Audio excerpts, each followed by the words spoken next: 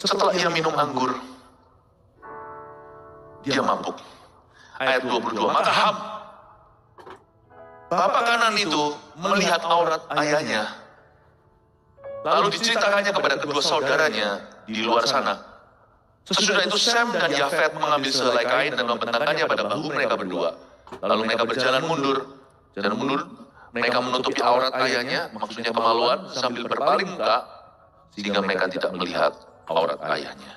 Ada 3 anak, Nuh, Sem, Ham, dan Yafet. Ini anak kedua. Saya anak kedua, jadi saya baca begini. Maka Ham, anak-anak itu, dari 3 anak, Nuh, mungkin Ham ini yang paling gemuk, siapa tahu, namanya Ham. Hamburger. Enggak, ini hanya candaan ya. Enggak ada hubungannya. Ham ini adalah anak tengahnya Nuh, Sem, Ham, dan Yafet. Dia bapak kanan, dia punya anak namanya Kanan. Nama Kanan itu tidak buruk sebenarnya, tapi nanti konotasinya buruk karena kutuk. Maka Ham, bapak Kanan itu melihat aurat ayahnya. Jadi memang namanya minuman keras itu mesti hati-hati. Kalau di sini ada suka yang lopi segalanya, be careful ya. Memang Alkitab tidak berkata jangan minum anggur, tapi jangan mabuk karena anggur. Ya. Jangan mencobai dirimu sendiri sampai perbatasan. Jangan. Paulus berkata pada Timotius, kamu minum sedikit anggur karena itu baik buat perutmu, karena kita nggak relevan sekarang di negeri tropis, tapi di negeri di mana Paulus dan Timotius melayani itu kadang-kadang winter, disuruh untuk hangatkan tubuh. Tapi yang namanya dunia minuman keras ini, makanya ada salah satu namanya spirit kan. Gak heran dikasih nama itu. Memang kalau orang minum kebanyakan, dia akan hilang kewarasan. Gak sejarang cerita-cerita di tempat-tempat barbar itu mereka berkelahi. Mereka melakukan perkara-perkara bodoh. Dan kali ini telanjang dia. Kelihatan anaknya si Ham. Namun kenapa kalau kelihatan itu salahnya Ham? Mungkin ada yang tanya. Kan salahnya Nuh. Ini bukan hanya dia melihat aurat ayahnya, tetapi di kalimat berikutnya lalu diceritakannya.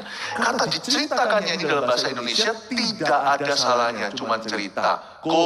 Dek, lu tahu nggak papa ngapain? Nah itu nggak salah. Tapi kata diceritakan ini dalam bahasa aslinya, it told them delightfully. Beda loh ya. Kalau kita memberikan informasi tepat guna dan tepat alamat pada orang yang bisa berbuat sesuatu tentang itu, Tuhan tidak menganggap itu salah. Karena informasi itu sebagai transmisi atau kita itu transfer informasi untuk berbuat sesuatu. Tapi kalau kita ceritanya itu sambil lihat orang itu, sambil begitu ekspresi wajahnya, kita menikmati itu. Di mata Tuhan, itu bukan diceritakan. Itu digosip ya. Paham ya? Hati-hati loh, Tuhan itu mendengar loh. Orang yang kepo tak perlu, itu bahaya sesuatu. Dan dia cerita, itu dikatakan di Alkitab, di sini diceritakannya itu, he told his brothers delightfully. Karena itu kita perlu belajar sesuatu, perkara-perkara yang menyedihkan, yang menyayat hati Tuhan. Don't laugh about it, don't make jokes about it. Jangan buat itu jadi lelucon. Jangan ketawa di mana Anda perlu meratapi sesuatu. Saya kalau mendengar orang Kristen salah, hamba Tuhan jatuh, saya itu sedih.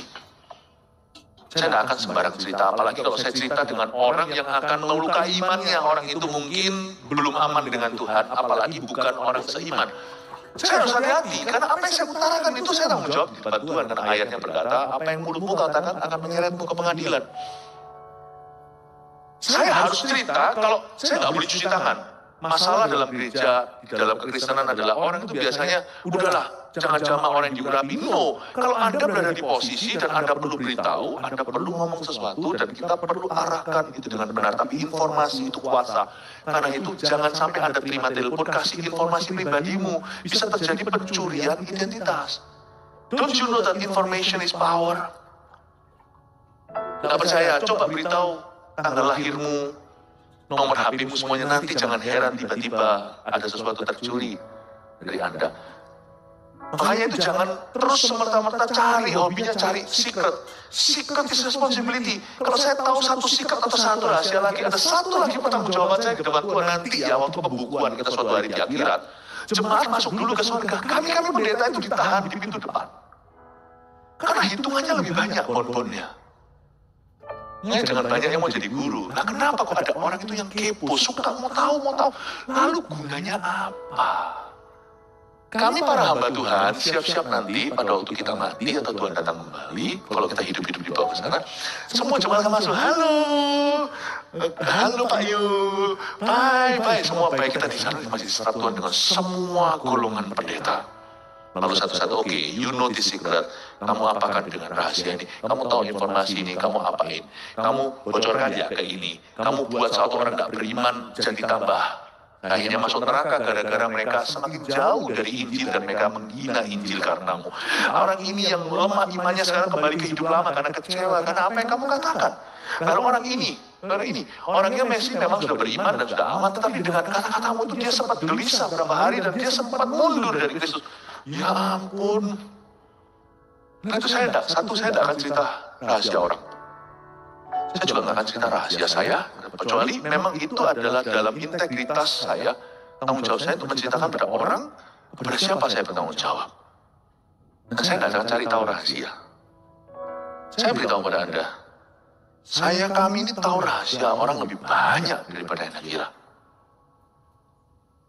Hati-hati bukan cuma di mimbar di mana-mana. Hidupmu juga sama.